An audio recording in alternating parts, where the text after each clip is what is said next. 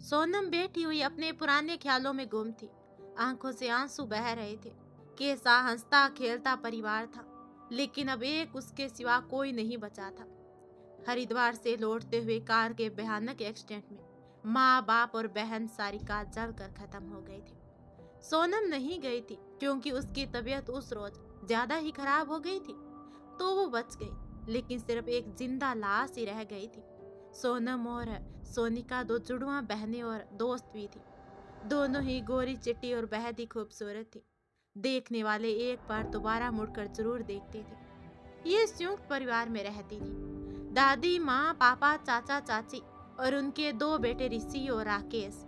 दोनों हिंदी मीडियम में पढ़ी थी और अब 12वीं का रिजल्ट आने का वेट था।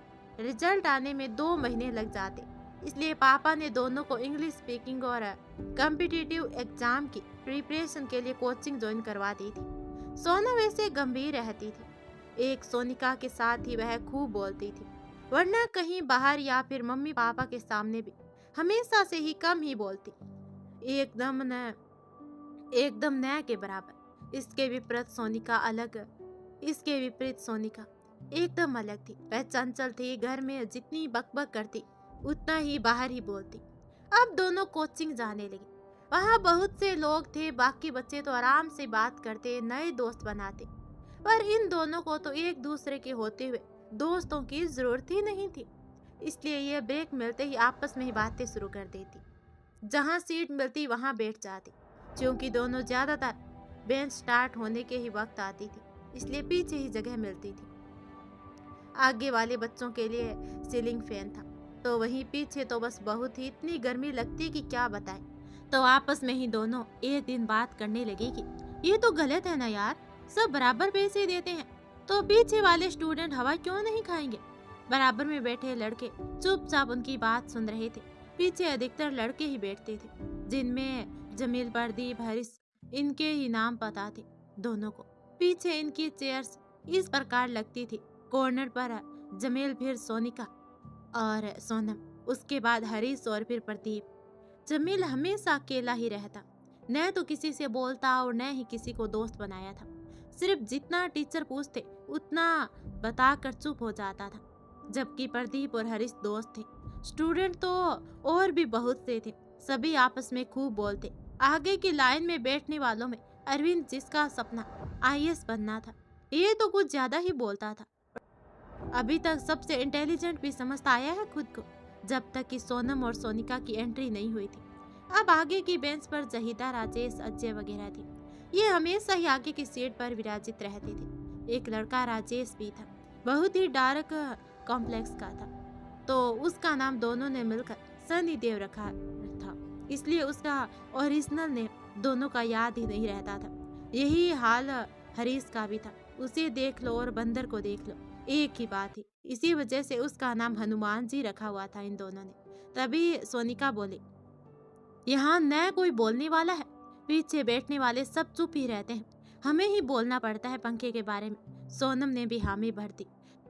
छुट्टी के वक्त दोनों ने मिलकर एडमिनिस्ट्रेटर से बात की और परिणाम स्वरूप नेक्स्ट डे से पीछे की लाइन के लिए टेबल फैन की व्यवस्था की गई। आज जब दोनों आई तो प्रदीप कॉर्नर पर बैठा दिखा। दोनों ने उसे घूरा, फिर सोनम धीरे से बोली, पंखा हमने लगाया और देख कैसे मजे से हवा खाने के लिए कोने पर बैठ गया है। सोनिका ने भी उसे घूरा और आगे बढ़ते हुए बोली, हाँ बहुत चालू है ये कजरारी आंख वाला। प्रदीप के नीचे की पलकें इतनी घनी थी कि लगता था कि काजल लगा रखा है। शुरू में तो जब ध्यान नहीं दिया तो दोनों यही सोचती थी काजल लगा कर आता है, बहुत ही शौकीन है। लेकिन बाद में जब एक रोज उसने कॉपी मांगी तो सोनम ने उसकी तरफ ध्यान दिया। जब पता लगा कि वह काजल नहीं लगता, पलकें ही घनी कजरारी है। सोनम जिसे एक नजर देख ले, उसका हुलिया उसे तुरंत याद हो जाता था, जबकि सोनिका के साथ ऐसा नहीं था। स्कूल टाइम से ही जब वो किसी के बारे में बात करती तो उसके कोई फ्रेंड पूछती कि ये कैसा है दिखने में, बाल कैसे बनाता है, सीधे या टेढ़े, तब वो जवाब में कहती कि कल देख कर आऊंगी तब बताऊंगी। अब सोनम प्रदीप के बराबर वाले सीट पर बैठने लगी तो सोनम तेज आवाज में ही बोल गई, अरे यहाँ क्यों बैठ रही है, यहाँ हनुमान जी बैठेंगे ना। प्रदीप तो शौक सा उसका मुंह देखता रह गया। हनुमान जी? बेमुश्किल से वह अपनी हंसी रोक पा रहा था और सोनम दोनों एक दूसरी तरफ को खिसकी तो चौथी सीट पर जमील बैठा हुआ था। सोनम ने उसे देखते हुए कहा, आप यहाँ तो इस थर्ड वाली सीट पर बैठ जाओ या फिर फिफ्थ वाली, हमें एक साथ बैठने दो। जमील चुपचाप उठकर फिफ्थ वाली सीट पर बैठ गए तो वे दोनों जल्द ही बैठ गए। दोनों पढ़ने में बहुत ही अच्छी थी और जल्द ही कोचिंग में सभी स्टूडेंट्स के साथ साथ टीचर की भी नजरों में आ गई थी। मैथ्स वाले सर ट्रिक से सवाल सॉल्व कराना बताते थे, जिसमें ये दोनों बहुत ही फास्ट थी। दूरी और चाल वाले चैप्टर में हनुमान जी बेस्ट था। फर्स्ट डे तो दोनों जब आए तो अरविंद से चिड़ी हुई थी, क्योंकि ये दोनों कुछ बोल ही नहीं पा रही थी और अरविंद ही हर सवाल को पहले सॉल्व कर रहा था। सर अभी बोर्ड पर सवाल लिखते ही थे कि सेकंड भर के अंदर वो आंसर बोल देता। अब पता चला था कि ये ट्रिक्स का कमाल था और अब यही हाल अरविंद का था। एक पाइप और टैंकी वेल सवाल इनकी जल्दी दोनों सॉल्व करते कि सब मुझे देखते रह जाते। अरविंद भी अब उनसे इम्प्रेस था। एक रोज दोनों आए तो जमील ही कॉर्नर की सीट पर बैठा हुआ था। हनुमान जी और प्रदीप सेकंड लाइन में बैठे हुए थे। आज सोनिका तो निकल गई थी, लेकिन सोनम जब निकलने लगी तो उसका दुपट्टा टेबल फैन की हवा की वजह से जमील के मुंह पर और गर्दन पर अटक गया। सोनम ने बिना ये ध्यान दिए कि दुपट्टा कहाँ फंसा है उसे खींच लिया। जमील का हाथ अपनी गर्दन पर चला गया, लेकिन उसने एक भी शब्द नहीं कहा। सोनिका ने सोनम के बैठते ही उससे कहा, पागल सी क्या किया? सोनम हैरानी से बोली, क्या? अभी तो बैठी हूँ, क्या किया? सोनिका ने धीरे से जमील को इशारा करते हुए कहा, देख उसे, उसकी गर्दन छिल गई, शायद झरझर का दुपट्टा हवा से उड़कर उसकी गर्दन पर चला गया था और तूने एकदम से खींच लिया। सोनम ने उसकी तरफ देखा तो वह चुपचाप अपने लेफ्ट हैंड को गर्दन पर रखे हुए सीधे हाथ से कॉपी में कुछ लिख रहा था। तभी सोनम ने सोनिका की तरफ देखते हुए कहा, हाँ तो बोलना चाहिए था ना उसे, मैं क्या जानूं कि पीछे दुपट्टा कहाँ फंसा है। दोनों पढ़ाई करने लगी, लेकिन सोनम बीच बीच में जमील की तरफ देख लेती। वह नजर बचाकर गर्दन सहला रहा था और फिर हाथ रखकर चुपचाप बोर्ड पर ध्यान देने लगता। स्पीकिंग क्लास में आज मैम कन्वर्सेशन कराने लगी तो उन्होंने पेयर्स बना दिए, एक एक बॉय और गर्ल्स का। सोनम का पेयर जमील के साथ बना दिया गया और कहा कि जमील अखबार वाला है और कल अखबार देने नहीं आया तो चलो अब करो कन्वर्सेशन। सोनम ने जैसे उसे देखते हुए कहा, Why did not you come yesterday? Why did not you come yesterday? Jameel. तो जमील वैसे ही नजर उठाकर एक नजर उसे देखते हुए जमील झिझकते हुए शांति से बोला, आप हमारा नाम मत लीजिए प्लीज। सोनम तुरंत चिढ़कर बोली, मुझे भी कोई शौक नहीं है तुम्हारा नाम लेने का, कन्वर्सेशन करनी है तो नाम तो लेना पड़ेगा ना। जमील ने बिना उससे नजर मिलाए फिर से कहा, नहीं ऐसे ही बात करेंगे बिना नाम के। जमील बहुत ही हैंडसम लड़का था, उम्र 25-26 साल के करीब होगी, गेहुआ रंग का था, लंबा सा डेल डोल से भी बहुत अच्छा नजर आता था, लेकिन चेहरे पर शर्मीलापन झलकता था उसके, क्यूट बॉय कह सकते हैं। तभी मैम ने बीच में बढ़ते हुए कहा, इट्स ओके सोनम। फिर वह जमील से मुखातिब होते हुए बोले, जमील कोई बात नहीं, एक कन्वर्सेशन ही तो है।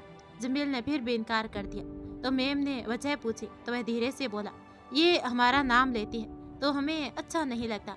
सोनम के मुंह से हैरानी से निकला, हाँ मैम? अभी कुछ कहती इससे पहले ही वो बोला, आप हमारा पेयर किसी और के साथ बना दीजिए। सोनम तो अब उसका मुंह देखती रह गई, लेकिन फिर वो भी बोली, यस मैम, मुझे भी नहीं करनी इसके साथ कोई भी कन्वर्सेशन। अब जमील ने इसके अगले दिन ही स्पीकिंग क्लास छोड़ दी थी, सिर्फ कॉम्पिटिटिव्स वाले सेशन में ही आता। सोनम तो उसे हर कुछ सेकंड में घूरती रहती थी। दोनों बहनों के बीच बातचीत का टॉपिक आजकल जमील ही था। टेस्ट होने थे, आज भी सोनम और जमील की सीट एक साथ लगी हुई थी। सोनम ने जानबूझकर जमील की सीट छीन ली और अपनी सीट उसकी बेंच पर रख दी। जमील ने कुछ नहीं कहा, बस सीट की ओर देखा कि दूरी और चला। जमील ने कुछ नहीं कहा, बस सीट की ओर देखा कि दूरी और चला वाला सवाल सोनम ने सोल्व नहीं किया हुआ है तो वह उसकी कॉपी में उसे सोल्व करने लगा। उसके हाथ बहुत तेज चल रहे थे और सोनम चुपचाप उसकी सीट लिए बैठी थी। उसने कुछ भी नहीं लिखा था। जमील ने जब लिख दिया तो सीट को बेंच के कॉर्नर की तरफ सरका दिया। सोनम ने उसकी सीट बेंच से नीचे गिरा दी और अपनी सीट उसकी बेंच से खींच ली। सोनम टू सेम, सोनम की हैंड राइटिंग में उसने पूरे टेस्ट को सॉल्व कर दिया था। जमील अपनी सीट लेकर अब उसमें सवाल हल करने लगा कि टाइम खत्म हो गया, तो उसने पेन रख दिया और टेस्ट कॉपी टीचर को देकर बाहर निकल गया। तभी सोनम सोनिका से बोली, समझता है क्या है खुद को? बोलने पर एक आधे हीरे मोती तो टपक नहीं जाएंगे कि बोलता ही नहीं? तो सोनम मुस्कुराते हुए बोली, लेकिन स्मार्ट कितना है यार, और मुझे लगता है वो शर्मिला है, घमंड नहीं है। तो सोनम चिढ़कर बोली, जो भी है, पर मेरे नाम लेने से उसे क्या प्रॉब्लम है? कोई और नाम लेता है तो कोई प्रॉब्लम क्यों नहीं है उसे? तो सोनिका उसकी गर्दन में बाहें फंसाकर बोली, मुझे लगता है तुझे पसंद करता है वो। सोनम ने उसकी पीठ पर एक मुक्का जमाते हुए कहा, दिमाग खराब मत कर, नया देखना नया बात करता है, नाम लेने से भी प्रॉब्लम है, पेयर चेंज करवा लेता है, कौन से एंगल से वो मुझे पसंद करता है, कहीं तू तो उसे पसंद नहीं करती? आय हाय। तो सोनम ने हंसते हुए कहा, चुप रह ले, मैं नहीं करती उसे पसंद। तो सोनम ने कहा, मैं भी नहीं करती, वो तो टेस्ट कॉपी इसलिए छीनी थी कि शायद कुछ बोलेगा, लेकिन आखिरकार नहीं बोला उसने। सोनिका हंसते हुए बोली, इंसान उसी से इतना कतराता है जिसे वो अलग नजर से देखता है, समझ आप। तभी सोनम ने भी नकली हंसी हंसते हुए कहा, हाँ वेरी फनी, ऐसे तो तुझसे भी नहीं बोलता है, तो समझ जाऊं? तो सोनिका ने फौरन कहा, हाँ वो तो मैं तेरे साथ रहती हूँ ना, इसीलिए। सोनम ने उसके मुक्का जमाते हुए कहा, तेरा ना ये हमेशा का काम है, जो भी कोई लड़का हमारी तरफ देखता न है, उसे देखती ही यही कहती है कि देख सोनम, तुझे ही देख रहा है, क्यों तुझे कोई क्यों नहीं देख सकता? तो सोनम कहती है, तो सोनिका कहती है, कोई देखेगा तो कहूंगी ना, सच्ची में तुझे देखते हैं, तू मुझसे ज्यादा सुंदर है। तभी जहीदाब उनके पास बैठते हुए बोले, कौन देखता है? सोनम फौरन बोली, कोई भी नहीं। तभी जहीदा बोली, राकेश की बात करी हो क्या? तो सोनम ने हैरानी से कहा, कौन राकेश? तो जहीदा कहती है, अरे वही जो तुमसे कई बार बुक्स के पेज नंबर पूछता है। सोनिका ने याद करते हुए कहा, हाँ वो चश्मे वाला ना, तो उसे कम सुनाई देता है, शायद इसलिए हमसे पूछ लेता है। जहीदा हंसने लगी और बोली, पागल, कुछ कम सुनाई नहीं देता उसे, तुम दोनों को बातों से ही फुर्सत नहीं मिलती, घर में भी साथ रहती हो, फिर भी पता नहीं कहाँ से इतनी बातें निकल आती हैं तुम दोनों के पास। आस पास से तुम्हें कोई मतलब नहीं है, गौर करना कभी, वो हमेशा तुम लोगों के इर्द गिर्द बैठने की कोशिश करता है और हमेशा तुमसे ही पेज नंबर पूछता है। तो दोनों हैरानी से बोले, हमने तो कभी ध्यान ही नहीं दिया, ये सनी देव तो बड़ा कमीना निकला। तो जहीदा बोले, हाँ मुझे भी नहीं पता था शुरू में, लेकिन एक दिन वो तुम लोगों से पूछ रहा था और तुम ध्यान नहीं दे रही थी, तो मैंने बता दिया। तुरंत मेरी तरफ घूर कर देखने लगा और बोला कि मिल गया, जरूरत नहीं है। उसकी नजरें नाराजगी से भरी थी, तो मैंने तब से गौर करना शुरू किया। वो पहले ही पेज नंबर निकाल लेता है और कॉर्नर मोड़ लेता है और उसके बाद ढूंढने का नाटक करके तुम दोनों से पूछता है कि कौन सा पेज नंबर बताया था, मिल नहीं रहा। अब जहीदा चली गई और सोनम सोनिका एक दूसरे की शक्ल देखते हुए पलकें झपकाने लगी। सोनम बोली, हमें पता ही नहीं, और कमीनी को देखो, हमारे इर्द गिर्द मंडराता है। अब तो जब भी वो पूछता है तो सोनिका झल्लाते हुए कह देती है, सर से पूछ लो दोबारा। कुछ दिनों के बाद सनी देव ने पूछना ही बंद कर दिया, तो दोनों ने राहत की सांस ली। सोनम पीछे वाली बातें याद कर रही थी, तभी अचानक चाची की आवाज कानों से टकराई थी, ओ महारानी, कब तक ऐसे बैठे रहने का इरादा है? शादी होने वाली है, घर की जिम्मेदारियां संभालना सीखो। तो सोनम की तंद्रा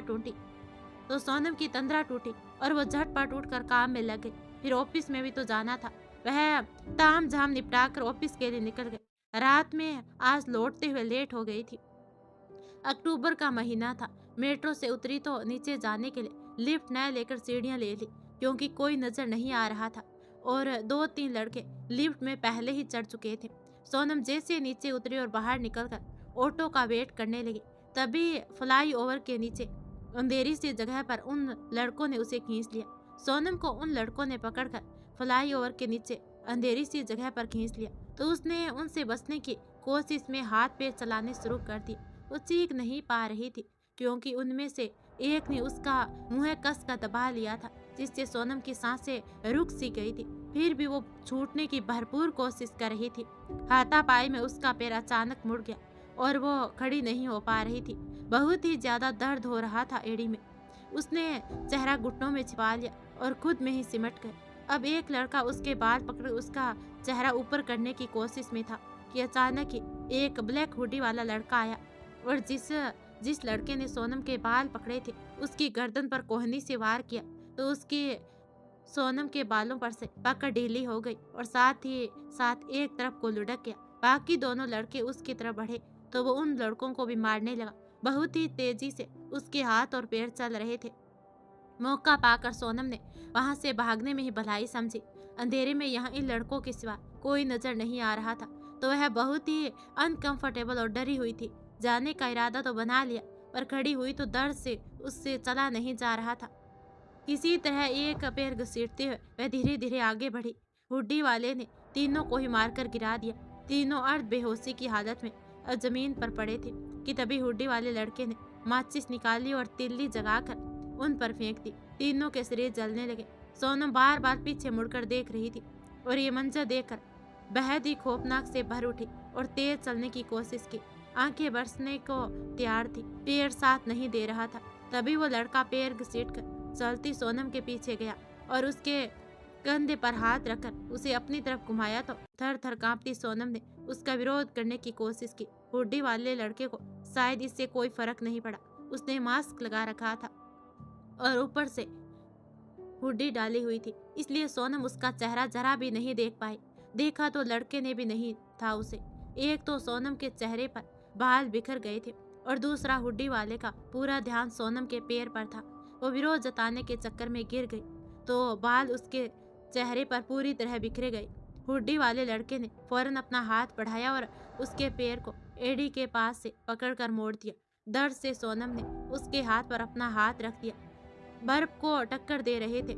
इस वक्त सोनम के हाथ बर्फ से पूरी तरह ठंडी पड़ चुकी थी। सीने में दर्द, सीने में दिल ऐसे धड़क रहा था कि इंजन भी फेल हो जाए। कलेजा बाहर निकलने को तैयार था। उस लड़के ने सेकंड भर की देरी किए बिना ही तुरंत अपना हाथ खींच लिया और खड़ा होकर रोड की तरफ तेजी से चला गया। सोनम खड़ी हुई थी। अब उसका पैर बिल्कुल ही सही था। बाल ठीक करने का समय ही नहीं था और ऐसी बिखरी हुई सी कोई उसे देख लेता तो जाने क्या सोचता। इसलिए उसने जल्दी से अपने सिर पर से दुपट्टे को डाला और शांत भाव से रोड पर जाकर ऑटो पकड़कर अपने घर चली गई। घर आकर उसने खाना भी नहीं खाया। वो रात के काम निपटाकर अपने कमरे में लॉक हो गई। इतनी तो ठंड भी नहीं थी, इतनी ठंड वो पड़ चुकी थी। इतनी तो ठंड भी नहीं थी जितनी वो ठंडी पड़ चुकी थी। हुड्डी वाले लड़के का उन बाकी लड़कों को जिंदा आग देना उसकी आंखों के आगे घूम रहा था। वह रजाई खींचकर उसके अंदर मुंह डालकर लेट गई और फपा कर रोते हुए बोली, कहाँ चली गई सोनिका तुम? मैं तो सोच भी नहीं पा रही हूँ। तुम होती तो शायद थोड़ा दिमाग लगा पाती। तू तो जानती है जरा से भी ऐसी घटनाओं से मेरा दिल ऐसे धड़कता है कि निकल कर बाहर ही आ गिरेगा। अकेले छोड़कर कैसे जा सकती है? मुझे यकीन ही नहीं होता कि तू नहीं है। बहुत याद आती है तेरी सोनिका, बहुत याद आती है। कहीं से भी आ जा अपनी सोनम के पास। चाची मेरी शादी करने को तैयार है, पैसों की खातिर एक तरफ से बेच ही रही है। तुम होती तो लड़ती ना मेरे लिए। नहीं करना चाहती मैं शादी, पर मैं तो हमेशा से ही किसी से ज्यादा बोल नहीं पाती ना। सब कुछ जानते हुए तो तुम कैसे चली गई मुझे अकेले छोड़कर? आजा ना यार, आजा। सोनम पूरी रात सोने की कोशिश करती रही पर सो नहीं पाई। जब सोती तब वो हुड्डी वाला लड़का उन तीनों लड़कों को जलाते हुए ख्वाब में आ जाता और पसीने से तरबतर वह उठ बैठती। सही तो हुआ था उन लड़कों के साथ, क्योंकि अगर वो हुड्डी वाला लड़का न बचाता तो शायद उसकी जगह वो मरी पड़ी होती उस रोड पर। फिर वो सोनम की धड़कनें बेहिसाब चल रही थी। डर गई थी वो आज। सुबह वह उठी तो चाचा न्यूज देख रहे थे। सोनम चाय निकालने लगी तभी उसके कानों में न्यूज सुनाई दे। आज फिर 3 लड़कों को फ्लाईओवर के नीचे जला दिया गया। प्रशासन नहीं समझा पा रहा कि किलर कौन है। कुछ महीनों से लगातार किसी न किसी को जलाकर मारने की खबरें सामने आ रही है। कोई सबूत, कोई गवाही नहीं है जो ये बता सके कि किलर कौन है और क्यों वो बेदर्दी से जलाकर इस तरह लोगों को मार रहा है। सोनम के हाथ से कप छूटकर नीचे गिर गया तो चाची उसे डांटने लगी। कोई काम नहीं है, सुबह सुबह नुकसान कर दिया। तुम क्यों इतना कांप रही है? कौन सा तुझे मारने आ रहा है वो? चल काम कर जल्दी जल्दी। ससुराल जाएगी तो अभी इसी तरह डरेगी तो वो क्या कहेंगे? बाकी सब तो ठीक है लेकिन निडर बन थोड़ी। सोनम क्या बताती कि बीती रात उस किलर से सोनम का सामना हुआ था। उसका वह चुपचाप काम में लग गई और काम करके ऑफिस के लिए निकल गई। उधर दूसरी तरफ वो हुड्डी वाला लड़का अपने घर में सोफे पर बैठा हुआ न्यूज देख रहा था और अब आंखें बंद किए पीछे से टिका लिया। आंखों के आगे जीवन की घटनाएं चलचित्र की तरह घूमती रही। 8 साल यही उम्र थी जब पहली बार जीवन ने अप्रत्याशित मोड़ लिया और जिंदगी ही बदल गई। उस घटना से कुछ रोज पहले ही वो बनारस से विश्वनाथ के लिए दर्शन करके लौटा था। मम्मी पापा और वो छोटा सा परिवार था। पापा जिगर के बहुत मजबूत आदमी थे। किसी को भी परेशानी में देख उसकी मदद को आगे बढ़ जाते थे। ऐसे में एक व्यक्ति की मदद के चक्कर में सामने वाले पक्ष के लोगों ने उन पर केस कर दिया। केस की वजह से पत्नी बच्चे की चिंता जब संताने लगी तो उन्होंने दूसरे पक्ष के बड़े बुजुर्गों से माफी मांगते हुए केस वापस लेने के लिए राजी करवा लिया और उन्होंने केस वापस ले लिया। पर उस पक्ष के बुजुर्ग द्वारा केस वापस लेना उसके बच्चों को रास नहीं आया, क्योंकि वो चाहते थे कि मामला रफा दफा करने की एवज में उन्हें पैसे मिले। अब जब पैसे नहीं मिले तो वो दूसरे तरीके से पैसे लेने की जुगत में लग गए और कुछ बदमाशों को उनके घर चोरी करने के लिए राजी कर लिया कि लूट में मिले हुए पैसों को हम आपस में बांट लेंगे। रात के 11 बज रहे थे। उस रोज बत्ती बुझाकर सब सोने की तैयारी में थे। 0 वाट का बल्ब जल रहा था। वो हुड्डी वाला लड़का तो सो चुका था कि तभी खटखट सुनकर पापा जाग गए और घर में किसी अनजान को देखकर उस पर झपट पड़े। वे 4 लोग थे लेकिन पापा ने उनमें से 2 को मारकर घायल कर दिया। अब तीसरे की छाती पर चढ़कर उसका गला दबा रहे थे तो चौथे साथी से रहा नहीं गया और अपने साथी की जान बचाने के खातिर उसने फायर कर दिया। गोली सीधे पापा के सीने में लगी और वो मौके पर ही दम तोड़ गए। माँ ने सब देख लिया था तो उन लोगों ने उन्हें भी गोली मार दी और 8 साल का बच्चा भी शोर शराबे से जाग चुका था लेकिन डर से चुपचाप दुबका रहा। सदमे में उसकी आवाज तक नहीं निकल पा रही थी। उन बदमाशों के जाने के बाद भी वह अपनी जगह से नहीं हिला। सुबह पड़ोस के लोग आए और उनने सब कुछ देखा तो पुलिस को खबर की गई। बच्चा कुछ बोलने की हालत में नहीं था। उसे अब लगातार उल्टी और दस्त हो रहे थे। माँ बाप की मौत के सदमे से वो बेहाल था। बदमाशों के मुंह से उसके दूसरे पक्ष के लोगों का नाम सुन लिया था। वो जानता था कि ये सब किसने करवाया है, पर जबान और दिमाग सुन पड़ गए थे उसके। कुछ बोल ही नहीं पा रहा था, मानो गूंगा हो गया हो। पुलिस से वो 100 लोग साफ बच गए। किसी जरूरतमंद ने पैसे के बदले इल्जाम अपने सर ले लिया था और वो लोग जेल से बाहर मौज कर रहे हैं। वो बच्चा घटना से सहम कर एकदम शांत हो गया था। न कुछ खाने का होश रहता, न ही पीने का। चुपचाप बिस्तर के उसी कोने पर बैठा रहता जहां उस रोज बैठा हुआ था। फिर घटना के 6ठे दिन वह घर से बाहर निकल गया। उसे नहीं पता था कि कहाँ जाना है, बस वो चलता जा रहा था। शाम होते जब वो चलते चलते थक गया तो वापस जाना चाहा, पर कैसे जाता? वो अब गुम हो चुका था। अब सब जवाब दे गया तो वह एक घर के बाहर की सीढ़ियों पर बैठकर रोने लगा। अब वो अतीत से बाहर आ जाता है। ये याद करते हुए आंखों में सवती एक बूंद आंसू की बह निकली तो उसने आंखें खोली और बोला, इतना ही होता तो भी कोई बात नहीं, लेकिन इस जंगली दुनिया के तुम जंगली लोगों ने उसके बाद भी ऐसे ही जख्म दिए, मजबूर कर दिया। पत्थर हो जाने पर, बुरा इंसान बनने पर एक वक्त था जब तुम लोगों ने मेरी जिंदगी में आग लगाई, तबाह कर दिया सब कुछ। शरीफ रहो तो तुम लोग जीने नहीं देते ना। अब छोड़ दी शराफत जंगली दुनिया के लिए। अब मेरे उसूल भी जंगली ही रहेंगे। बहुत हो गया तुम्हारा तमाशा, अब तमाशा खत्म, तबाही शुरू। अब तुम ढूंढते रहो, अब आग में लगाऊंगा, तबाही भी होगी लेकिन मेरे हिसाब से। शरीफ था तो कोई नहीं जानता था मुझे, कोई हस्ती कोई वजूद भी नहीं था मेरा।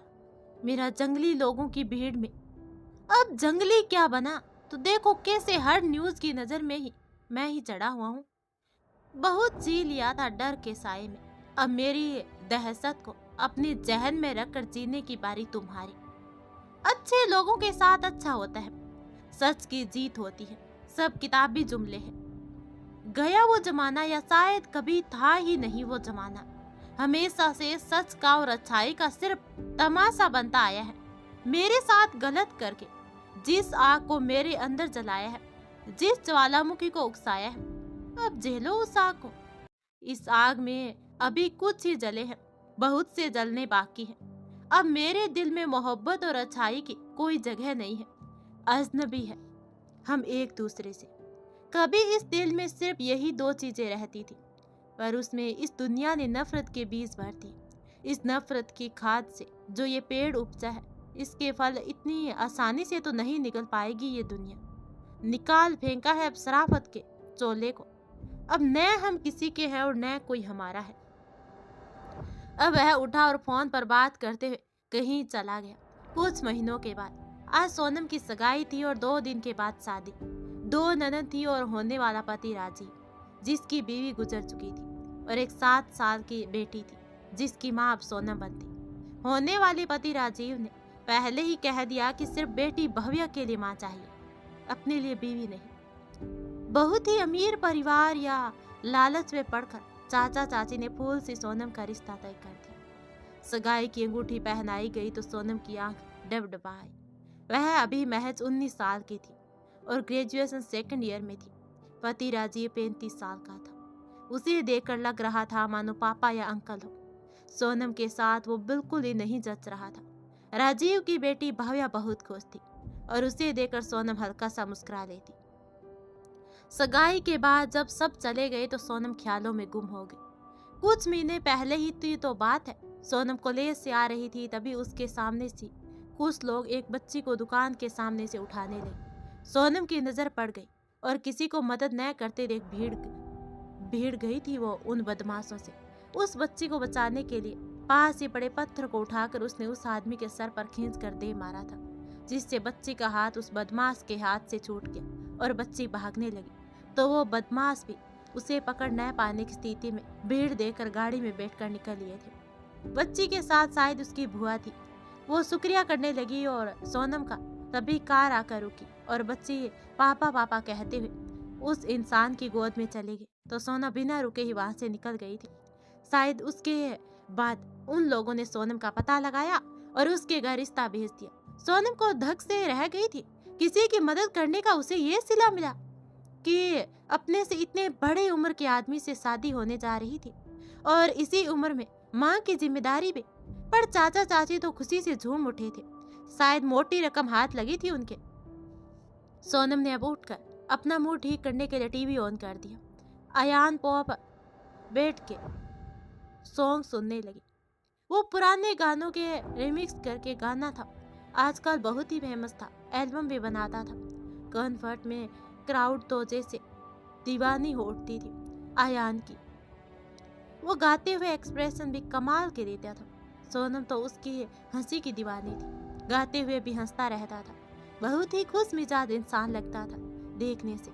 चेहरे पर साइनेस की वजह से बहुत ही क्यूट लग रहा था, तो कभी इंटेंस लुक देते हुए बेहद ही दिलकश कि कोई भी लड़की उसकी ओर खींची चली जाए। 4 लोगों का ग्रुप था उनका। अयान खुद गाता था और कभी कभी गिटार भी बजा लेता था। रोहन ड्रम बजाता था, प्रदीप और ईशान गिटार बजाते थे। अयान गा रहा था, मेरी महबूब कयामत होगी, आज रुसवा तेरी गलियों में मोहब्बत होगी, तूने ओ सनम ढाए सितम, तो ये भूल ना जाना कि न तुझ पे भी इनायत होगी। उसके एक्सप्रेशन कमाल ढा रहे थे। उसकी आंखें मानो सचमुच ही क़यामत का अंगाजा करने को आतुर थी।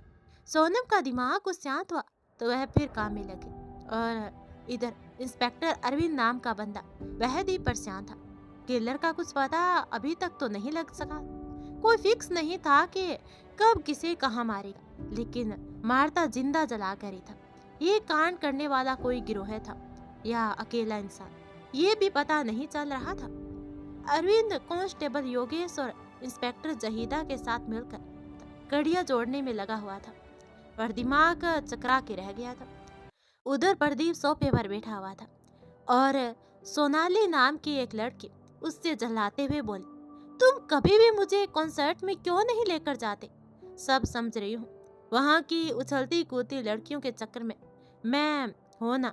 अब तो तुम।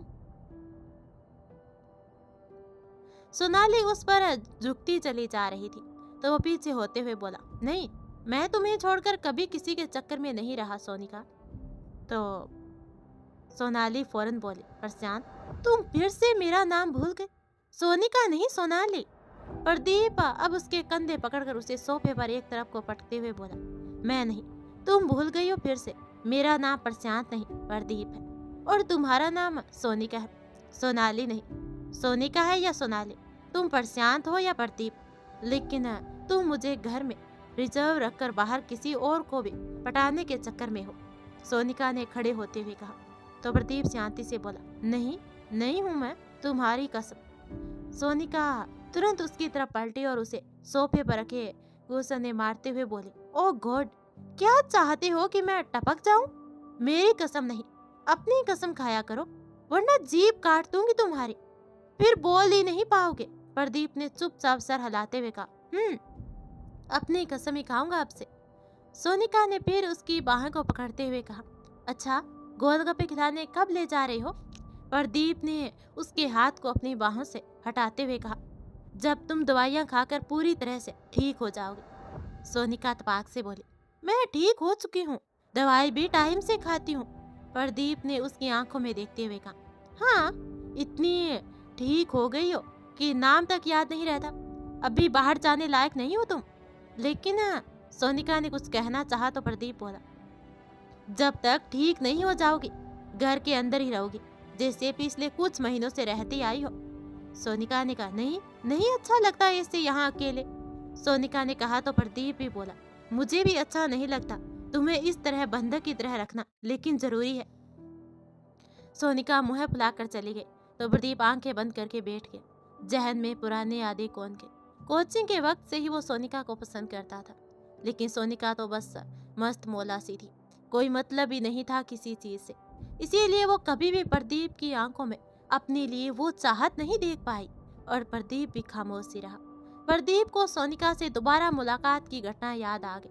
उस रात वो बाहर से लौट रहा था, तभी एक लड़की को किसी ने मार दिया और आग लगाते हुए बोला, लड़कों पर झूठे रेप केस लगाकर उन्हें बर्बाद करती हो तो तुम्हारा मर जाना ही बेहतर है। तुम जैसी लड़कियों की वजह से जिनके साथ सच में ऐसी घटना होती है उन पर भी कोई यकीन नहीं करेगा। जब वो हुड्डी वाला लड़का आग लगाकर जाने लगा तो प्रदीप भी छुप कर उसके पीछे चला। अभी कुछ ही दूर गया कि तभी एक कार और ट्रक का एक्सीडेंट हो गया और पलटी हुई गाड़ी देखकर वो पीछा करना छोड़कर अब उस तरफ भागा। किसी तरह खिड़की से ही कहराती हुई लड़की को बाहर निकाला और कुछ दूर पर छोड़कर जैसे ही गाड़ी की तरफ बढ़ा कि गाड़ी में आग लग गई। प्रदीप उस घायल लड़की को अपने साथ ले आया। सोनिका थी वो, जिस लड़की को उस हुड्डी वाले ने जलाकर मार दिया था। उसी को सबने सोनिका की लाश समझ लिया था, क्योंकि वह हम उम्र ही थी और लाश भी घटना से कुछ दूरी पर ही मिली थी। पुलिस को जांच में यही लगा कि वह किसी तरह निकल कर भागी होगी, लेकिन बस नहीं पाई होगी। अब प्रदीप सोनिका को हॉस्पिटल ले आया, लेकिन सोनिका को कुछ भी याद नहीं था, अपना नाम तक नहीं। शायद गाड़ी के एक्सीडेंट के वक्त सिर में कहीं चोट लग गई थी, तब से उसे प्रदीप ने अपने घर में रखा हुआ था। दवा चल रही थी, लेकिन अभी तक भी उसकी याददाश्त वापस नहीं आ गई थी। प्रदीप ने सोनिका के पूछने पर खुद को उसका फ्रेंड बताया था, तो प्रदीप को अपना बॉयफ्रेंड समझती थी। प्रदीप को म्यूजिक में बहुत ही इंटरेस्ट था। मम्मी पापा दोनों काम काजी थे, बिजनेस टूर के सिलसिले में बाहर ही ज्यादा रहते थे। पैसे भेज देते थे सिर्फ प्रदीप के पास। प्रदीप अब अयान बैंड का सदस्य था और फेमस भी हो गया था। सोनम की शादी हो गई थी और वो अपने ससुराल आ गई। वह भव्या के साथ रहती थी, न कि अपने पति राजीव के साथ। भव्या से पता चला कि दोनों ननद भी अपने ससुराल नहीं बल्कि यहीं रहती थी। राजीव सोनम से दूर दूर ही रहता था। सोनम का भी यही हाल था, वो राजीव के सामने पढ़ना नहीं चाहती थी। एक रोज राजीव की तबीयत खराब होने पर सोनम को राजीव के पास जाना पड़ा। वह बिस्तर पर बैठकर उसकी सेवा में लगी थी। कि तभी राजीव बोल उठा, कुछ बात करनी है तुमसे। तो सोनम अंदर ही अंदर डर गई, पर फिर भी बाहर से सहजता से सर हिलाते हुए कहा, हाँ कहिए। कहानी के पार्ट 1 में हमने देखा था कि सोनम का पति राजीव सोनम से कुछ कहना चाहता था। आखिर आज वो क्या कहना चाहता था? राजीव ने उसकी तरफ देखते हुए कहा, जानता हूँ कि तुम्हारी नजरों में मेरी कोई इज्जत नहीं है, कि अपनी उम्र के फर्क को जानते हुए भी तुमसे शादी की, तुम्हारे घर वालों को भी पैसे देकर राजी कर लिया। तभी सोनम ने एकदम से बात काटते हुए उसकी तरफ देखे बिना कहा, ये सब मैं जानती हूँ, यही बात कहनी थी तो रहने दो, क्योंकि मैं ये सुनकर अपने जख्म हरे नहीं करना चाहती हूँ। तो राजीव ने कहा, नहीं, ये नहीं कहना था। अब जो कहने जा रहा हूँ वो सुनो। भव्या मेरी जान है, उससे बहुत प्यार करता हूँ मैं। उसकी जरूरत का हर सामान उसके कहने से पहले ही उसके कदमों में डाल देता हूँ। लेकिन अमीर और इतना काबिल होने के बाद भी मैं अपनी जिंदगी नहीं खरीद सकता। सोनम ने अब उसकी तरफ देखा और बोली, मतलब? राजीव ने गहरी सांस लेते हुए कहा, मतलब मैं ज्यादा नहीं जीने वाला। भव्या की माँ के गुजरने के बाद बहुत नशा करने लगा था, लीवर बेकाम हो चुके थे। कभी भी अपनी बेटी को अकेले छोड़कर चला जाऊंगा अपनी पत्नी के पास। ये सुनकर सोनम की आंखें डबडबा आई और गुस्से से उसने मुंह फेर लिया। इसी कच्ची उम्र में पूरी जिंदगी इस आदमी ने बर्बाद कर दी थी। तब राजीव बोला, जानता हूँ तुम्हारी माफी के लायक नहीं हूँ। पहले जबरदस्ती शादी की और अब विधवा बनाकर चला जाऊंगा तुम्हें। इतनी सी उम्र में तुम्हें बहुत कुछ सहना पड़ेगा, सिर्फ मेरी वजह से। लेकिन मुझे माफी नहीं चाहिए तुम्हारी। हाँ, मैं स्वीकार करता हूँ कि मैं बहुत ही स्वार्थी आदमी हूँ, लेकिन औलाद का सवाल हो तो स्वार्थी होना पड़ता है। भव्या की दोनों बुआ उसे पसंद नहीं करती, सिर्फ दिखावा मात्र है। उन्हें मालूम है कि मैं बीमार हूँ और वो इंतजार भी इसी दिन का कर रही है जब मैं ये दुनिया छोड़कर चला जाऊंगा और ये सारी प्रॉपर्टी वो हासिल कर लेगी। माँ पापा को वादा किया था कि उनका हमेशा ख्याल रखूंगा, इसलिए सब जानते हुए भी कुछ कहता नहीं हूँ। जानती हो, जिस रोज तुमने भव्या को बदमाशों से बचाया, उस रोज तुम मेरी नजर में आ गई थी, अपने लिए नहीं, भव्या के लिए। वो सारा खेल भी उसकी दोनों बुआ का ही रचाया हुआ था। मैं कभी भी भव्या को उनके साथ अकेले बाहर जाना नहीं देता। उस रोज जब फोन करने पर पता लगा कि वो अपनी बुआ के साथ बाहर गई है, तो माथा ठनका। जल्दी ही सब काम छोड़कर मैं भागा, लेकिन अगर तुम ना होती तो उस रोज मेरे पहुंचने तक मेरी बच्ची गायब हो चुकी होती। तुम्हारा निस्वार्थ रूप से उसकी मदद करना ही मुझे भाग गया और मैंने तुम्हें चुन लिया। भव्या का ख्याल तुम अच्छे से रख सकती हो, फिर चाहे मैं रहूं या ना रहूं, तुम पर भरोसा है मुझे। ये सुनकर सोनम चुप रही। राजीव थोड़ा ठहर कर फिर बोला, सारी प्रॉपर्टी भव्या के नाम है, यही वजह है कि वो टारगेट पर है। मैं इसीलिए ये सब कह रहा हूँ कि मुझे नहीं लगता कि अब ज्यादा जिंदगी बची है मेरे पास। मेरी बेटी को उसकी बुआ से बचा कर रखना, प्लीज मान रखना मेरे भरोसे का। सोनम ने सिर हिलाकर सहमति जता दी और बाहर निकल गई। अगले कुछ दिनों भव्या को सोनम ने राजीव के पास ही रहने दिया और खुद भव्या को सुरक्षित रखने के लिए तरीके सोचने लगी। और उधर अयान कॉन्सर्ट के बाद आया तो समा उसके आगे पीछे घूमने लगी। समा अयान के चाचा की लड़की थी और हमेशा से ही अयान को अपना बनाने के ख्वाब देखती आई है। अयान को उसमें कोई इंटरेस्ट नहीं था, वो उससे दूर ही भागा भागा फिरता था। तभी समा ने उसके कंधे पर हाथ रखते हुए कहा, थक गई हो ना, कंधे दबा दूं? तो अयान ने उसके हाथ उठाते हुए कहा, तुम बस एक काम कर दो, हमारे लौटते ही हमारे सर पर सवार मत हुआ करो, बस यही एक मदद चाहिए तुमसे। तो समा दिखावे का गुस्सा करते हुए बोले, तुम ऐसा रूखा क्यों बिहेव करते हो? पता भी है मुझे तुम्हारी कितनी फिक्र है। तभी अयान ने चिढ़कर कहा, और हम नहीं चाहते कि आप हमारी फिक्र करें। तो समा ने बेशर्मी की तरह दांत दिखाते हुए कहा, उफ अल्लाह, तुम्हारा गुस्सा, मैं सदके जाऊं। अयान ने अब गुस्से से उसका हाथ पकड़ा और उसे रूम से बाहर करते हुए दरवाजा बंद कर दिया। समा बाहर से ही बोली, कर लो, आज दरवाजा बंद कर लो, एक दिन तो हम साथ में होंगे। तभी अयान ने अंदर से कहा, ख्वाब देखने पर सभी का हक है, लेकिन जब ये टूटे तो हमसे शिकायत ना करना। आयान ने अब तेज म्यूजिक ऑन कर लिया, जिससे बाहर से समा की बकबक सुनाई नहीं दी। समा ने दरवाजे पर हाथ मारा और वहां से हटते हुए बोली, मोहब्बत का दुश्मन, इतनी खूबसूरत लड़की हूँ और एक नजर देखता तक नहीं। अब अयान म्यूजिक के साथ ही साथ गाने गुनगुनाते हुए ड्रेस चेंज करने लगा। अयान के अब्बा काजी थे, लोग बड़ी इज्जत करते थे उनकी, और अयान ने तो अपना अलग ही मुकाम हासिल कर लिया था। 27 साल की उम्र में ही वो बहुत ही फेमस हो चुका था। हालांकि देखने से 23-24 साल का ही नजर आता था। एक रोज के बाद हुड्डी वाला लड़का एक मकान के अंदर था और 2 लोगों को रोड से बहुत ही बुरी तरह से पीट रहा था। उनकी बीवी उन्हें बार बार बचाने आ रही थी, तो उन्हें जब चोट लगने लगी तो वो दोनों आदमी खुद ही उनके पीछे धकेल देते। जब वो दोनों उठने लायक नहीं रह गए तो हुड्डी वाला रुक गया और पानी पीने लगा। उसमें से एक आदमी बोला, कौन हो तुम और कैसे इंसान हो तुम? हमारी इतनी बुरी हालत बनाकर पानी पी रहे हो आराम से। शर्म नहीं आती तुम्हें? दया भी नहीं है तुम्हारे अंदर? हमारी बीवी कैसे रहेगी हमारे बिना? अब वो पानी पीते पीते रुक गया। वो हुड्डी वाला लड़का और बोला, दया और शर्म? नहीं है मुझ में शर्म। वो कुछ सोचता सा बोला, और क्या कहा? दया? दया है, अभी थोड़ी सी, इसलिए तुम्हारी बीवी को तुम्हारे बिना तो नहीं रहने दूंगा। आदमी खुश हो गए तो वो हुड्डी वाला लड़का बोतल फेंकते हुए बोला, बीवी भी तुम दोनों के साथ ही रहेगी, ऐसे कैसे उन्हें अकेला छोड़ दूंगा? हुड्डी वाले ने चाकू उठाया और उन दोनों की आंखों के सामने ही उनकी बीवी को चाकू से मार दिया। वो चीखते रहे, चिल्लाते रहे, लेकिन उस पर कोई असर नहीं था। उन्हें मारकर वह चाकू लेकर उन आदमियों के पास गया। उनके हाथ में वो चाकू पकड़ाते हुए बोला, बहुत बुरा लग रहा है ना इस वक्त? फीलिंग को बयां नहीं कर सकते?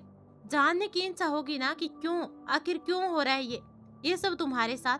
जानो, जब मर ही रही हो तो बता देता हूँ। याद आ रहा है कि सालों पहले एक आदमी तुम्हारे सीने पर सवार था और उसको तुम्हारे साथी ने सीने में गोली मार दी थी। फिर चलते चलते है उनकी बीवी को भी मार दिया था। अब आदमी इस समय से आंखें फाड़े उनकी तरफ देखने लगा तो वह बोला, देखो मत, पहचानने की कोशिश बेकार है। उस रोज तुम लोगों से एक गलती हो गई थी। वहाँ एक बच्चा भी मौजूद था जिसे तुमने देखा भी नहीं था और जिंदा छोड़ दिया था। वही हूँ मैं। Good bye. यह कहकर वह बाहर निकल गए। जाते जाते घर पर तिल्ली जलाकर फेंक दी और पूरा घर धूं धूं करके जल गया। बुड्ढी वाला लड़का लोगों के वहां पहुंचने से पहले गायब हो चुका था। आग बुझाने में काफी वक्त लग गया। अब तक वहां कोई जिंदा नहीं बचा था। पुलिस एक बार फिर हाथ मलती रह गई। सुबह से ही न्यूज में एक बार फिर यही खबर छाई हुई थी। सोनम को न्यूज सुनकर उस रोज की घटना याद आ गई थी और साथ ही एक ख्याल कि ये इंसान बुरा है या अच्छा। उस रोज जो भी किया वो ठीक किया, लेकिन मुझे छोड़ भी दिया, हेल्प भी की। अगर वो किसी को भी बिना वजह मार देता है तो मुझे भी तो मार देता। क्या वो किसी को बिना वजह नहीं मारता? कुछ गलत करने वालों को ही मारता है। कुछ समझ में नहीं आ रहा था। प्रदीप उधर दूसरी तरफ प्रदीप भी सोच में पड़ा था और सोई हुई सोनम को देख रहा था। उस रोज उसने भी तो देखा ही था कि इस किलर को, लेकिन पहचान नहीं सकता था। वो सोनम को देख रहा था और सोच रहा था कि तुम यहाँ अपने परिवार के बिना अकेली हो, फिर भी मेरे साथ हो, पर वहाँ तुम्हारी बहन अकेली है, बिल्कुल अकेली। बहुत बुरे हैं तुम्हारे चाचा चाची, गलत किया उनके साथ, पर तुम्हें गलत किया उसके साथ, पर तुम्हें इस हालत में वहाँ भेजकर रिस्क नहीं ले सकता। अभी एक के साथ गलत हुआ, अगर तुम इस हालत में पहुंची तो न जाने तुम्हारे साथ क्या करेंगे। मैं तुम्हें लेकर कोई रिस्क नहीं ले सकता। सोनम हमेशा से गंभीर और संजीदा रहती आई है, वो हैंडल कर लेगी सिचुएशन को, पर तुम तो ऐसी ही अलहड़ रही हो। माँ बाप बहन तो तुम्हें ऐसे स्वीकार कर लेंगे, पर चाचा चाची किसी कीमत पर नहीं। तुम यहीं सेफ हो। जब तक ठीक नहीं हो जाती मैं तुम्हें कहीं जाने नहीं दूंगा। और इधर हुड्डी वाला लड़का कुछ दिन बीतने पर अब अपने माँ बाप के तीसरे हत्यारे को कत्ल करने के लिए ताक में था। सिर्फ उचित समय की तलाश में था। एक रात बाहर निकलकर यूं ही घूम रहा था, तभी उसने देखा कि एक लड़की के पीछे कुछ लोग पड़े हैं। वो भाग रही थी, लेकिन फिर उन लोगों की पकड़ में आ गई और वे उसे मारते हुए पूछने लगे, पर शायद वह लड़की अपना मुंह खोलने को राजी नहीं थी। इसी वजह से वे उसे मारे जा रहे थे। रोड साइड की लाइट कभी जल रही थी तो कभी बुझ रही थी। इसी वजह से आंखें चुंधिया रही थी और कुछ भी साफ नजर नहीं आ रहा था। तभी एक आदमी बोला, कहाँ है बच्ची? लड़की ने कुछ नहीं कहा। उस आदमी ने उसके गाल को बुरी तरह दबाते हुए बोला। लड़की ने कुछ नहीं कहा तो उन्होंने उसे एक थप्पड़ मारते हुए दीवार की तरफ धक्का दे दिया।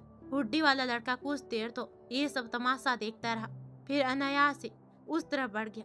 वहां पहुंचा तभी एक आदमी ने दीवार से लगकर खड़ी हुई लड़की के बाल पकड़कर उसका चेहरा ऊपर किया और उसे बालों से पकड़कर अपनी तरफ खींचते हुए बोला, बोलती क्यों नहीं है? गूंगी है? हुड्डी वाला लड़का ऑन ऑफ होती लाइट में उस लड़की के चेहरे को देखता ही रह गया। वो सादगी से भरी लड़की कितनी खूबसूरत लग रही थी। हिरनी जैसी आंखें, पर उस आंखों में कोई खौफ नहीं, न ही इतनी मार खाने के बाद कोई आंसू की बूंद। उस लड़की ने अब भी कुछ नहीं कहा तो उस बदमाश ने जैसे ही उस लड़की का सिर दीवार से मारना चाहा, वो हुड्डी वाला लड़का तत्काल आगे बढ़ गया और दीवार पर अपनी हथेली रख दी। लड़की का सिर उसकी हथेली से लगकर रह गया। हुड्डी वाले ने उछलते हुए पैर चलाया और एक लात में ही वो आदमी चित होकर नीचे गिर पड़ा।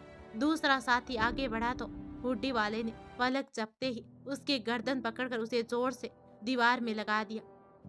उसे पीठ की हड्डी चटकने जैसा दर्द हुआ था। तीसरे ने मौका पाकर सीधा उस लड़की का मुंह दबाकर उसे हटा ले जाना चाहा, पर हुड्डी वाले लड़के ने लड़की का हाथ पकड़कर अपनी ओर खींचते हुए एक लात उस आदमी के मुंह पर जमा दिया। जबड़ा हिल गया था उसका। लड़की और जोर से खींचे जाने की वजह से सीधे हुड्डी वाले के सीने से जा लगी। वह फौरन उससे दूर हो गई और रोड की तरफ जाने को कदम बढ़ाया। वो आदमी फिर से उठकर उस लड़की की तरफ बढ़े तो हुड्डी वाले ने उन्हें मारते हुए कहा, तुम्हें उससे जो भी प्रॉब्लम है, पर उसके पीछे जाने की गलती मत करना, जाने दो उसे। एक आदमी बोला, क्यों? बॉडीगार्ड लग रहा है तू उसका? हुड्डी वाले ने उसके मुंह पर मारते हुए कहा, सवाल जवाब पसंद नहीं मुझे। तीसरे ने उठकर पीछे से उस पर वार करना चाहा तो वो झुककर हल्का सा तिरछा हो गया और उसे कंधों पर से उठाकर जैसे जमीन पर पटकते हुए उसके सीने पर पैर रख दिया और पलक झपकते ही उसके हाथ को तोड़ दिया। बाकी के दोनों ये देखकर उसकी तरफ बढ़े और बोले, है कौन तू? हुड्डी वाले ने उन्हें भी मार पीट कर अधमरा करते हुए आग लगा दी और बोला, मौत, तुम लोगों की हस्ती को जलाकर खाक में मिलाने वाला। अब वो लड़की ऑटो में बैठकर निकलने लगी। तब उसकी नजर मिरर में पड़ी। वो हुड्डी वाला इंसान अब रोड के दूसरी साइड से जाने के लिए मुड़ा था, यानी अब तक वो उसके ऑटो में बैठ जाने का इंतजार कर रहा था। वो लड़की सोनम थी और अब सोनम सीट से चिपक गई थी और पर्स को कसकर पकड़ लिया था। वो गुंडे भव्या के बारे में जानना चाहते थे, जिसे सोनम ने हॉस्टल में डाल दिया था और घर में किसी को भी नहीं मालूम था कि कौन से हॉस्टल में सोनम ने उसे डाला है, इसी शहर में या फिर किसी दूसरे शहर में। भैया की भनक किसी को नहीं थी। यही वजह थी कि वो लोग सोनम को धमका तो सकते थे पर मार नहीं, क्योंकि उसके सिवा भव्या का पता कोई नहीं जानता था। अब हुड्डी वाले लड़के के बारे में सोच सोच कर सोनम परेशान थी। आज सेकंड टाइम उसने मदद की थी, लास्ट टाइम तो नहीं, पर इस बार तो उस इंसान ने सोनम का चेहरा भी देख लिया था। सोनम उसकी बॉडी और डील डोल देख पाई थी। हुड्डी की वजह से आंखें नजर नहीं आ रही थी और मुंह पर तो मास्क रहता था। सोनम 2 गिलास पानी पी चुकी थी और अब तीसरा गिलास पानी पीते हुए सोच रही थी, मैं उसे पहचानती नहीं हूँ, पर उसे देख चुकी हूँ, तो भी वो मुझे जिंदा क्यों छोड़ गया? क्या वो मेरा चेहरा देखकर या फिर हाव भाव से समझ चुका है कि मैं किसी से कुछ भी कहने की हिम्मत नहीं जुटा पाऊंगी? और उधर हुड्डी वाला लड़का आराम से अब सोफे पर बैठ गया। सोनम का चेहरा अचानक ही उसकी आंखों के आगे आया तो वह खड़ा हो गया और बोला, नहीं, किसी के लिए भी नहीं, न तो जिंदगी और न ही मन में कोई जगह बनानी है तुझे। याद रखना कि लोगों ने मिलकर किस तरह तेरा जीना मुश्किल कर दिया और तुझे तेरे अच्छा होने का सिला मिला था, तो अब सबको सिला देना है उन्हें उनके बुरे होने का। ये जो तेरे अंदर दिन रात को सुलगता रहता है, उसे यूं ही सुलगते रहने देना और सजा देनी है सबको, उनके सारे गुनाह को। जलकर मरने की तड़प क्या होती है बताना है सबको। अब जो बदला है तो बदला ले। आज किसी से आज किसी के मिल जाने से जिंदगी में दोबारा टर्निंग पॉइंट मत आने दे। कोई भी मायने नहीं रखता तेरे लिए। बदला, बदला और सिर्फ बदला। नजरअंदाज कर हर उस चीज को जो तेरा ध्यान भटकाने की कोशिश करे। बचपन से डरता आया है, अब जब इतना मजबूत किया है कलेजे को कि हर खतरे का सामना अकेले कर सकता है, तो किसी भी वजह से कमजोर नहीं पड़ना है तुझे। दूर रहना है हर चीज से जो तुझे कमजोर बना सकती है। किसी भी जज्बात के लिए तेरे जहन में कोई जगह नहीं होनी चाहिए। याद रख, सुकून उधार के होते हैं पर जुनून खुद के। यहाँ सब खुद को इंसान कहते हैं पर है ये जंगली। हर बुराई के मुंह पर अच्छाई का खून लगा है। कत्ल होता रहा हमेशा से अच्छाई का। अब जो जिंदगी में कांटे मिले हैं तो कांटों से ही गुजारा कर और सबको उन कांटों की चुभन महसूस होने दे। तेरा मुकद्दर सिर्फ और सिर्फ अंधेरा है। जरा सी देर के लिए उजालों की ख्वाहिश मत रख। याद रख कि न तू किसी का है और न ही कोई तेरा है। शराफत और अच्छाई की दहलीज जब लांग ही दी है तो दोबारा उस रास्ते पर कदम मत बढ़ाना। इस जमाने में शरीफों की कोई इज्जत नहीं है। इतने अच्छे दिल में नफरत और बदले के जुनून को भर दिया इस जालिम दुनिया ने। अब फिर से उन्हें खुद के साथ खेलने और तोड़ने का मौका नहीं देना। कोई भी जहन में आकर अच्छी यादों पर लगी संकाल को कितना भी क्यों ना बजाए, पर तुम्हें उस दरवाजे को नहीं खोलना है। ये मन जब इस संसार और खोखले इंसानियत से रिक्त हो चुका है तो उसे बढ़ने की इजाजत किसी को नहीं देनी है। अब वो वापस इस सोफे पर बैठ गया और कुछ लोगों को नेट पर सर्च करने लगा। और उधर प्रदीप लखनऊ जाने की तैयारी कर रहा था। कॉन्सर्ट था। सोनिका उसके पास आई और बोली, ओ हेलो, कहाँ तैयारी हो रही है? मैं भी चलूंगी साथ में। प्रदीप के सामान पैक करते हुए कहा, हाँ तुम भी साथ चल रही हो? सच्ची? ये कहते हुए सोनिका ने उसको हक करना चाहा तो प्रदीप तुरंत दूसरी तरफ हट गया और सोनिका बैग के ऊपर ही धड़ाम से गिर पड़ी। प्रदीप हंसने लगा और बालों को फूंक मारकर उड़ाते हुए अब उसकी तरफ बढ़ी तो प्रदीप यहाँ से वहाँ भागने लगा। अरे यार, तुम खुद गिरी हो, मैंने क्या किया है? तो सोनिका बोली, सब तुम्हारी वजह से हुआ है। तुम न हटते न मैं गिरती। सोनिका ने उसे पकड़ने की कोशिश जारी रखते हुए कहा। प्रदीप ने कुछ देर के बाद उसकी बाहों में आते हुए कहा, हाँ तो ठीक है ना, हर बात के लिए एक्साइटेड होकर गले लगना जरूरी है क्या? सोनिका ने कुशल से उसे मारते हुए कहा, एक तरफ कहते हो कि दोस्त हो और दोस्त के गले लगना कब से बुरी बात हो गई। प्रदीप में खुद के सीने पर झुकी सोनिका को हटाना चाहा तो वो अड़ गई और बोली, एक मिनट, नजर क्यों चुरा रहे हो? मेरी तरफ देखो। कोई और पसंद आ गई है क्या जिसके गले लगना तुम्हें अच्छा लगता है? अब वो चाहिए ना तुम्हें गले लगने के लिए? प्रदीप ने उसे अपने सीने पर से हटाते हुए बेकरारी से कहा, नहीं यार, तुम ही चाहिए, सिर्फ तुम और कोई नहीं। अब सोनिका उसकी आंखों में देखने लगी तो प्रदीप ने उसे पकड़कर अपनी ओर खींच लिया और सीने से लगाते हुए बोला, खुश? तो सोनिका बोली, हमेशा मेरे लिए ही रिजर्व रहनी चाहिए ये जगह, समझे ना, वरना टांगे तोड़ दूंगी तुम्हारी। प्रदीप ने उसे खुद से दूर किया और बोला, तुम भी इसी तरह मुझ पर हक जताती रहना हमेशा, वरना? सोनिका ने कहा, वरना? सोनिका ने उसको आंखें तिराकर देखते हुए कहा। प्रदीप ने हंसते हुए कहा, वरना मैं रह नहीं पाऊंगा। सोनिका ने आईब्रोज ऊपर करते हुए मुस्कुराते हुए कहा, ओह तो ये बात है। प्रदीप ने भी हंसते हुए उसके सर पर हल्के से हाथ मारते हुए कहा, ज्यादा खुश मत हो, मजाक था।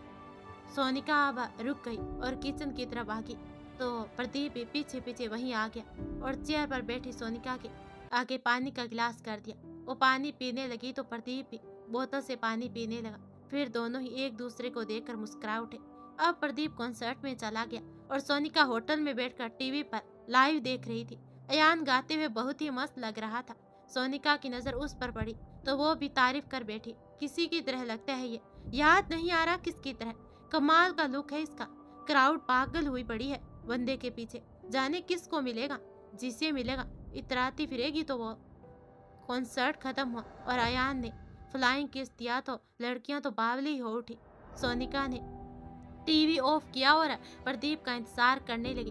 अब लौटने में देर हो गई थी। प्रदीप आते हुए रास्ते में किसी को देखकर रुक गया और बोला, हरीश। हरीश मुड़ा तो प्रदीप को देखते ही आकर हाथ मिलाया और बोला, कैसा है? प्रदीप ने मुस्कुराते हुए कहा, ठीक हूँ। तू लखनऊ में? तो हरीश बोला, हाँ, इधर ही शिफ्ट हो गया हूँ। बैंक में जॉब करता हूँ, मम्मी हॉस्टल चलाती है। तभी प्रदीप ने कहा, गुड। फ्री हो तो चल होटल में बैठेंगे। हाँ तो चल, हरीश ने कहा और दोनों प्रदीप की गाड़ी से होटल के लिए निकल गए। प्रदीप ने हरीश के साथ होटल में जैसी एंट्री की, सोनिका हाजिर हो गई और बोली, आ गए जनाब। हरीश को देखकर वो चुप हो गई, उसका चेहरा देखने लगी। प्रदीप ने हरीश की तरफ इशारा करते हुए कहा, ये हरीश है, मेरा पुराना दोस्त। सोनिका ने हंसते हुए कहा, हाँ है, सही नाम है तो हरीश नहीं, हनुमान जी नाम होना चाहिए था तुम्हारा। हरीश तो बस सोनिका और प्रदीप का मुंह देखा जा रहा था। सोनिका ने उसे गंभीर देखा तो बोली, सूट कर रहा है तुझ पर, पूरे हनुमान जी लग रहे हो। अब प्रदीप बस सोनिका के हाव भाव देख रहा था कि क्या पता उसे कुछ याद आ जाए, पर ऐसा नहीं हुआ। वो जाते हुए बोली, चलो ठीक है, तुम दोनों बातें करो, मैं चली सोने, बहुत नींद आ रही है। उसके जाते ही हरीश बोला, ये तो प्रदीप ने बात पूरी करते हुए कहा, हाँ, कोचिंग वाली सोनिका है। हरीश ने अचंभे से कहा, ये तेरे साथ क्या कर रही है? प्रदीप ने उसे पूरी बात बता दी तो हरीश बोला, इसकी बहन सोनम, वो सोच रही है कि सब मर चुके हैं, कोई नहीं बचा उसका अपना। उसकी क्या हालत हो रखी है यार। प्रदीप ने हैरानी से कहा, तुझे कैसे पता चला? तू कब मिला उससे? हरीश बोला, आ रहा था यार, एक दिन ड्यूटी से वो एक बच्ची के साथ भागती हुई मुझसे टकरा गई थी। कुछ लोग पड़े थे उसके पीछे, मुझसे टकराने पर उसके मुंह से भी हनुमान जी ही निकला था, पर कोशिश करने पर भी उसने मेरा नाम याद नहीं आया। उसे परेशान और बदहाल सी देखकर पूरी बात सुनकर उसकी मदद करनी चाहिए तो बच्ची को मेरे हवाले करके और फोन नंबर लेकर अपने रास्ते बदल लिया था। वो कभी कभी मुझे कॉल करती है पीसीओ से, मेरी मम्मी के हॉस्टल में ही है वो बच्ची। दिल्ली से दूर कर दिया उसने भव्या को, ताकि कोई भी ना ढूंढ पाए उसे। जब तक उसका पता नहीं लगेगा सोनिका को कोई कुछ नहीं करेगा, क्योंकि एक वो है, एक मैं। और अब तू जानता है कि वो बच्ची कहाँ है। प्रदीप ने कहा, बहुत गलत हुआ उसके साथ, पर अगर सोनिका वहाँ पहुँच जाती तो बचती तो ये भी नहीं है, इसीलिए अपने पास ही रखा हुआ है। यार, दोनों के साथ गलत होने से अच्छा है कि कोई तो बचे। वैसे सही है, तुझे ये दोनों बहनें हमेशा से हनुमान जी कहती आई है, तो सोनम के लिए तूने उस रोज उसका संकट हर के संकट मोचन वाला काम किया है। भव्या तेरे पास है तो वो सुरक्षित ही है, और उधर सोनम भी सुरक्षित है। हनुमान जी क्या नामकरण है। दोनों ने ही मन में सोचा और फिर दोनों मुस्कुरा उठे। हरीश रात में होटल में ही रुका और मॉर्निंग में वहां से अपने घर चला आया। नेक्स्ट डे रुकना था तो प्रदीप सोनिका को लेकर अमीनाबाद चला आया। वहां से उसे कुछ कपड़े दिलाए। इसी बहाने सोनिका का घूमना भी हो गया। वो बहुत खुश थी और प्रदीप के हाथ में अपनी हथेली उलझाए मजे से घूमती रही। अंधेरा होने लगा तो वो होटल लौट गए। उसी रात लखनऊ में ही एक फार्म हाउस पर हुड्डी वाला लड़का एक आदमी के सामने बैठकर बोला, क्या लगता था कि दिल्ली से भागकर लखनऊ में बस जाएगा तो तेरे किए गुनाह से तेरा पीछा छूट जाएगा? वो अधमरा सा जमीन पर पड़ा आदमी बोला, कौन से गुनाह की बात कर रहे हो? हुड्डी वाला लड़का ताली बजाते हुए बोला, राइट, इतने गुनाह किए हैं कि याद भी कैसे होगा कि कौन से गुनाह की बात हो रही है। तो सुन, उस गुनाह की सजा देने आया हूँ जिसमें तूने अपने इन हाथों से किसी के सीने पर गोली चलाई थी और वो तुरंत दम तोड़ गया था, लेकिन तेरा जी नहीं भरा था। तूने फिर उसकी बीवी को भी अपनी बंदूक की गोली से मार डाला। आज मैं भी तुझे मोक्ष दिलाऊंगा। ये सुनकर वो लड़का गिड़गिड़ा उठा। अब जमीन पर पड़ा आदमी बोला, मुझे माफ कर दो, मैं मरना नहीं चाहता, जानबूझकर कुछ नहीं किया था। अगर हम उस रोज उसे ना मारते तो हम पकड़े जाते, इसी वजह से गोली चलानी पड़ी। वो हमारे बीच आ गया था, हम बस चोरी करने आए थे, किसी की जान लेने नहीं। तभी हुड्डी वाले ने माचिस निकालते हुए कहा, माँ भी शब्द से कोई सरोकार नहीं है। तभी वो आदमी बोला, माफ कर दो, वो चोरी हमने उनके रिलेटिव भीम के कहने पर की थी, उन्हें पैसे चाहिए थे। हुड्डी वाले को पता चला कि उस घटना के पीछे मुख्य आरोपी भीम था। उस वक्त वो छोटा था और सदमे में था, तो वो जान ही नहीं पाया था कि जो हुआ वो क्यों हुआ। बस वो उन लोगों को पहचानता था जिसने उसके माँ बाप को मारा था। अब उसकी लिस्ट में एक और नाम जुड़ गया था। उसने जलती तीली उस पर फेंकते हुए कहा, ऊपर जाकर उनसे माफी मांग लेना, जिन्हें उस रोज मार कर तुमने ऊपर कर दिया था। अब वो हुड्डी वाला वहां से फौरन बाहर निकल गया और उधर कांस्टेबल अरविंद बेहद परेशान था। जहीदा चाय का कप रखते हुए बोली, लो चाय पियो। तभी अरविंद ने बिना उसकी तरफ देखते हुए कहा, हटाओ यार, दिमाग घुमा दिया है इस आदमी ने। जगह बदल बदल कर घटनाएं हो रही हैं, कब किसको मारेगा कुछ पता नहीं रहता। हाँ, इतना तो है कि जिनको भी मारा है उनके रिकॉर्ड अपराध दिख रहे हैं, लेकिन कब कौन से अपराधी का नंबर है ये कैसे पता चलेगा।